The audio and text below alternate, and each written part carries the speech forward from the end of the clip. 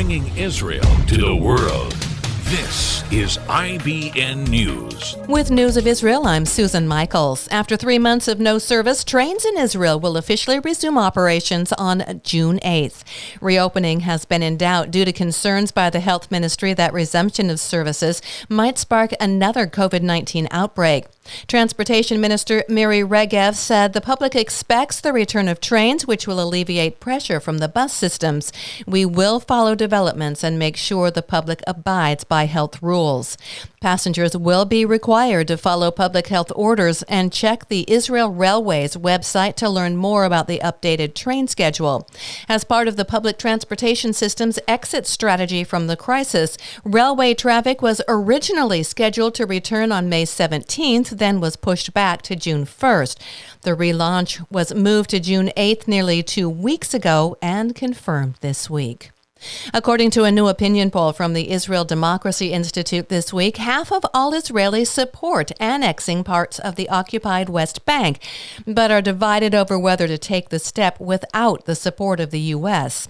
About 25% of those surveyed say they want the government to apply sovereignty to Jewish settlements and the Jordan Valley in the West Bank, even without U.S. backing. Prime Minister Benjamin Netanyahu has pledged to begin cabinet discussions July 1st on extending Israeli sovereignty in these areas.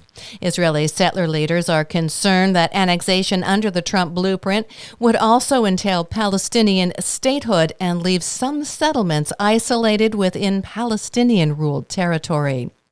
Canadian Prime Minister Justin Trudeau is being urged by former ministers and diplomats to take a stronger stance in the face of Israel's plans to annex parts of the West Bank. A letter signed by at least 55 former officials states, "As former Canadian diplomats, we invite you to defend Canada's reputation by taking a public and unambiguous stand." Remarks followed Palestinian President Mahmoud Abbas warning that there will be an unprecedented wave of violence if Israel proceeds with annexation plans. And Knesset debates have been postponed after Joint List MK Sami Abu Shahade tested positive for coronavirus earlier this week. His party members from the Balad faction have all gone into quarantine. I'm Susan Michaels. IBN, Israel Broadcast Network.